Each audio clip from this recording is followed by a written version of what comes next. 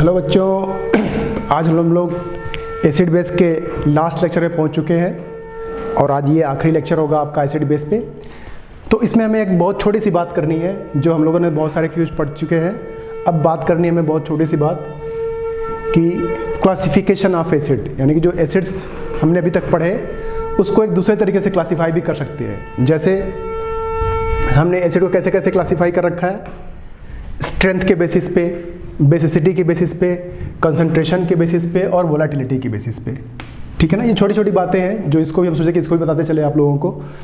तो इसमें स्ट्रेंथ के बेसिस के मतलब क्या है, जैसे हम लोग पढ़ा होगा ना, हम लोग पढ़े भी हैं भी कि स्ट्रॉन्ग एसिड क्या होता है, वीक एसिड क्या होता है, उसके बारे में। ठीक है, तो इसको हम ऐसे बताते हैं कि स्ट्रॉन्ग कहने का मतलब क्या है, जो 100% एनाइज हो कहाँ पे, एक्वस सोल्यूशन में।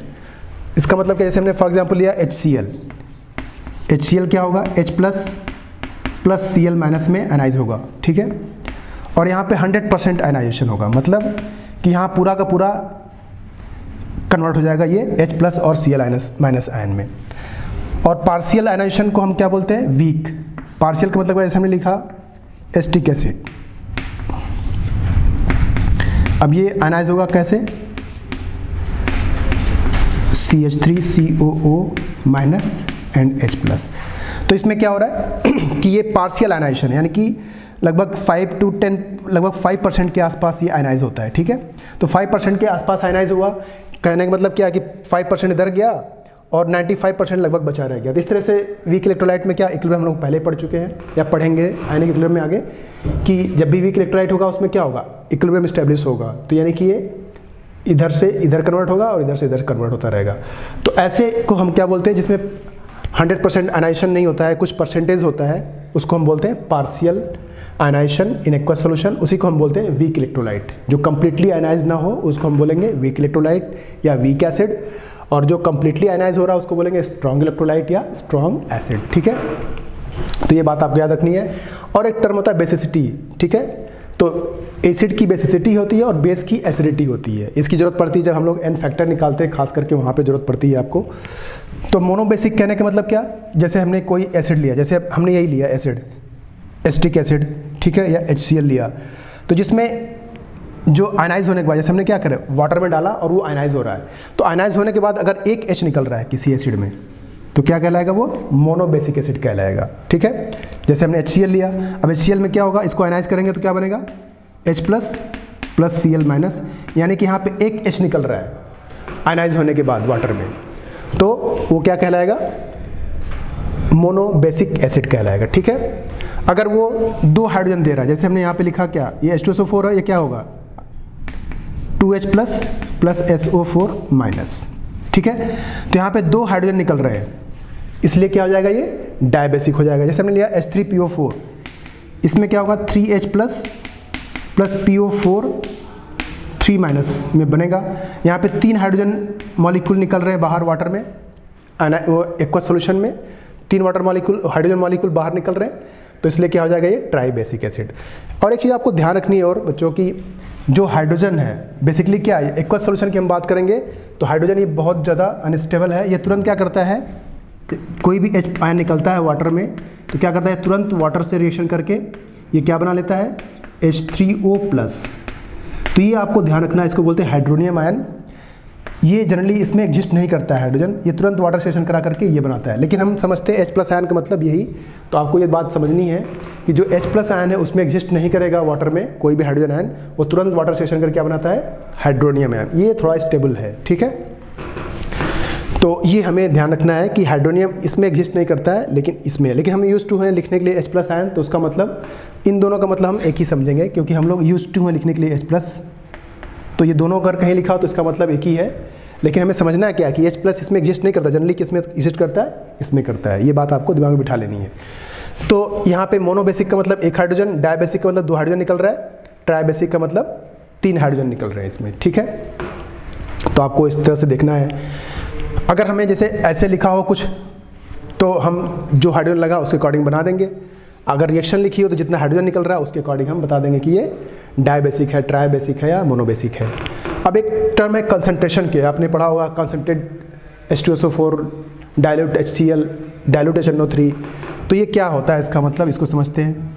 तो जैसे हमने कंसनट्रेट कह दिया, इसका मतलब क्या कि high % of acid and low % of water, यानी कि हमने जो एक्वा सोल्यूशन बनाया है उसमें पानी अगर बहुत कम है और एसिड बहुत ज़्यादा है, ठीक है, तो उसको हम क्या बोलेंगे, कंसनट्रेटेड, ठीक है।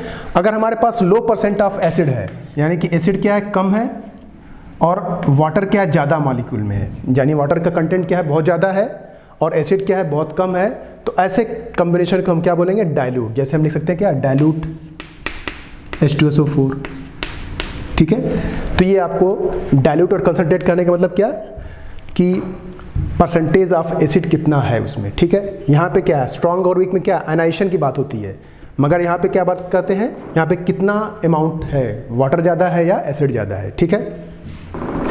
एक टर्म है वोलाटिलिटी, ठीक है। वोलाटिलिटी क्या होती है कि वेपोराइज होना, विच वेपोराइजेज इजली, जो इजली वेपोराइज हो जाए उसको क्या बोलेंगे, वोलाटाइल बोलेंगे।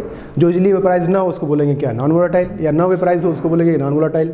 तो विच वेपोराइजेज इजली बिलो 100 डिग्री सेंटीग्रेड, यानी कि 100 डिग्री सेंटीग्रेड से नीचे ही अगर कोई वेपोराइज हो जाए उसको हम क्या बोलेंगे, वोलाटाइल एसिड। जैसे for example HCl, HNO3, H2SO3 and H2CO3, ये सब क्या है, 100 से नीचे अगर इनको हीट करेंगे तो 100 से नीचे ही वेपर में बन जाएंगे ये, ठीक है, यानी वाटर से पहले ही क्या हो जाएंगे, वेपराइज हो जाने लगेंगे, ठीक।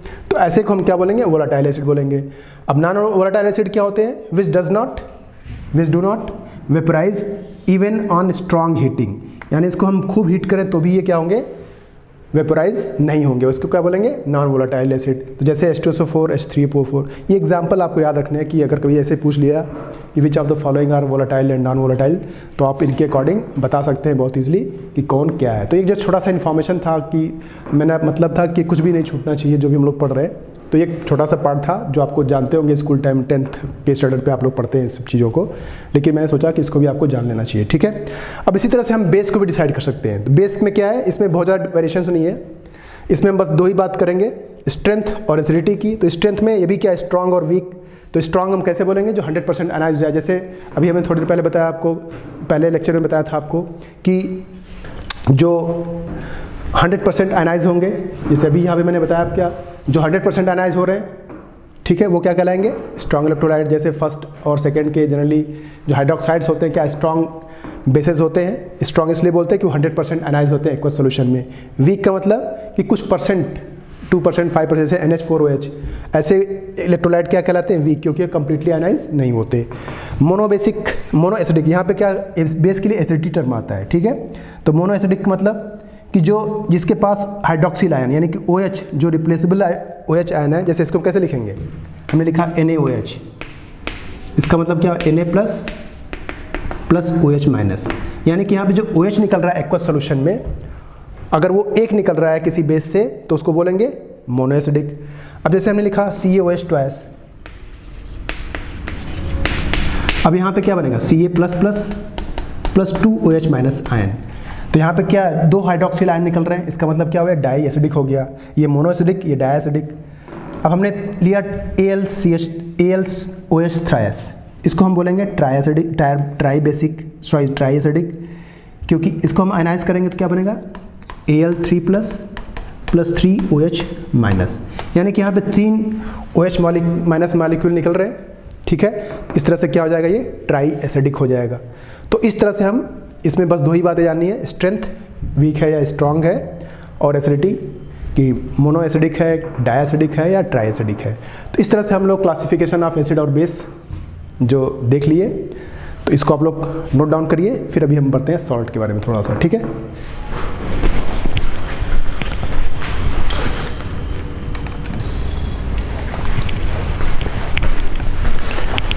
तो बच्चों आप लोगों ने देखिए, आप लोगों ने इसके पहले देख लिया कि क्लासिफिकेशन ऑफ एसिड और बेसिस देख लिया। अब हम लोग देखते हैं कि क्लासिफिकेशन ऑफ सॉल्ट। सॉल्ट मैंने इसलिए बताया कि एसिड बेस पढ़ लिया, थोड़ा सा सॉल्ट के बारे में जान लेते हैं, क्योंकि इसका यूज़ है आगे आयनिक इक्विलिब्रियम में, तो इसके बारे में थोड़ा सा इन्फॉर्मेशन आपको होना चाहिए, ठीक है। तो सॉल्ट को हमने इस तरह से डिवाइड किया हुआ है, एक सिंपल सॉल्ट, एक डबल सॉल्ट, एक मिक्स्ड सॉल्ट और कॉम्प्लेक्स सॉल्ट, ठीक है।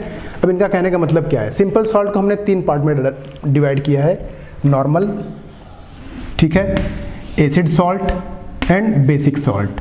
अब इसका क्या कहने का मतलब है नॉर्मल कहने का मतलब क्या कि अगर हम जैसे कोई भी हमने सॉल्ट लिया, ठीक है, जैसे हमने लिया NaCl, ठीक है, या KCl या CaCl2। अब यहाँ पे कोई हमें H और OH, no H and OH minus ion, यानी कि इस सॉल्ट के अंदर कोई H या OH आयन हमें दिख नहीं रहा है। इसका मतलब क्या हुआ कि ये नॉर्मल सॉल्ट है जो कम्प्लीटली आयनाइज हो चुका, मतलब कम्प्लीटली न्यूट्रलाइज हो चुका है, ठीक है। अब दूसरा है हमारे पास एसिड सॉल्ट। एसिड सॉल्ट का मतलब क्या, इसमें एक रिप्लेसेबल हाइड्रोजन अभी प्रेजेंट है, जो कि अगर हम वाटर मिलाएंगे तो ये H आयन भी देगा, ठीक है। तो इसमें एक रिप्लेसेबल हाइड्रोजन भी पड़ा हुआ है, इसलिए क्या हो जाएगा ये एसिडिक सॉल्ट। कभी कभी पहचानने को आता है आपको एग्जामिनेशन में, विच of the following is acidic salt, which of the following is basic salt, which of the following is neutral salt. तो ऐसे आप पहचानेंगे कैसे, यहाँ पे एक रिप्लेसेबल हाइड्रोजन है, एसिडिक हाइड्रोजन, जो बताता है कि ये एसिडिक सॉल्ट है। अब यहाँ पे आया, जैसे हमने लिया NaHCl4। बेसिक सॉल्ट क्या मतलब, इसमें एक रिप्लेसेबल OH आयन है, ठीक है, CuOH NO3, यानी इसको हम तोड़ेंगे, वाटर में डिसॉल्व करेंगे तो Cu plus OH minus plus NO3 minus में ब्रेक हो, यानी कि इसमें OH रिप्लेसेबल आयन है। तो इसलिए क्या हो गया, ये बेसिक सॉल्ट हो गया। इसमें बेसिक नेचर आ गया किसकी वजह से, OH माइनस की वजह से।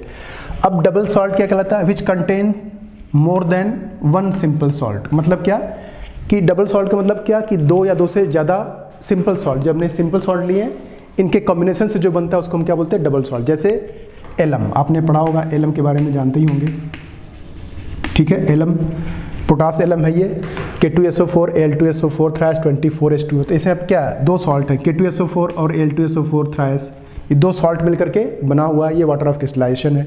तो ये दोनों सॉल्ट मिलके बने हुए हैं और ये कम्प्लीटली आयनाइज, अगर इसको हम वाटर में डालेंगे तो K प्लस अलग होगा, सल्फेट अलग हो जाएगा, एल्युमिनियम अलग हो जाएगा, ये सल्फेट आयन अलग हो जाएगा, यानी कि कम्प्लीटली आयनाइज हो जाएंगे किसमें, एक्वस सोल्यूशन में, ठीक है। ये हम लिए CaCO3 एंड MgCO3, इसको क्या बोलते हैं, डोलोमाइट। ये बहुत इंपॉर्टेंट सॉल्ट है, आपको पहचानने को आता है नाम, कभी कभी मैच करने के, मैच द फॉलोइंग लिस्ट में किसको मिला, इसका क्या नाम है। तो डोलोमाइट है, ये पूछा हुआ भी IIT में कई बार। तो कैल्शियम कार्बोनेट और मैग्नीशियम कार्बोनेट, दो सिंपल सॉल्ट के कॉम्बिनेशन से बना है डोलोमाइट, जिसको हम क्या नाम दे सकते हैं, डबल सॉल्ट, क्योंकि दो सिंपल सॉल्ट मिलके बना, which contains more than one simple salt.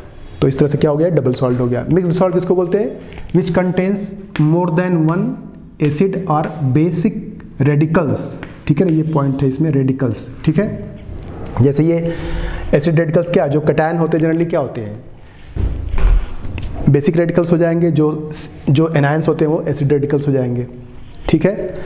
तो इसमें यही कह रहा है कि which contains more than one acid और बेसिक रेडिकल्स।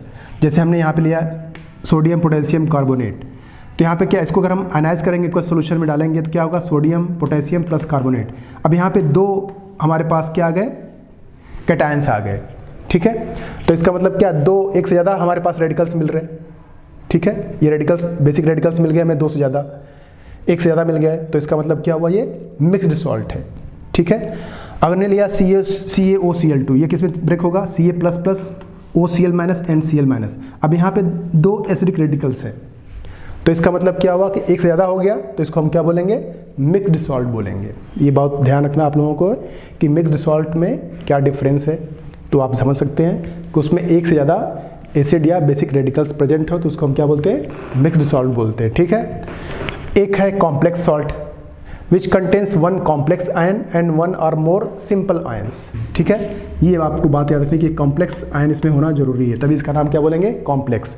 जैसे हमने फॉर एग्जांपल लिया K4FeCN6, तो इसमें कॉम्प्लेक्स आयन की सबसे खास बात क्या है कि जैसे अगर हमने डबल मिक्स्ड सॉल्ट की बात करें तो अगर हम देखेंगे सॉल्यूशन में तो पोटेशियम की प्रॉपर्टीज आपको मिलेगी, कैल्शियम की भी, पोटेशियम की मिलेगी, सोडियम की मिलेगी और कार्बोनेट की प्रॉपर्टीज आपको देखने को मिलेगी।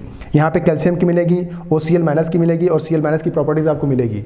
लेकिन कॉम्प्लेक्स आयन में क्या होता है कि जो हम इसको आयनाइज करेंगे तो एक कॉम्प्लेक्स आयन अलग हो जाएगा और जो उसके साथ कैटायन या आयन लगे होंगे वो अलग हो जाएंगे। जैसे पोटेशियम अलग हो गया और FeCN6 ये अलग हो गया।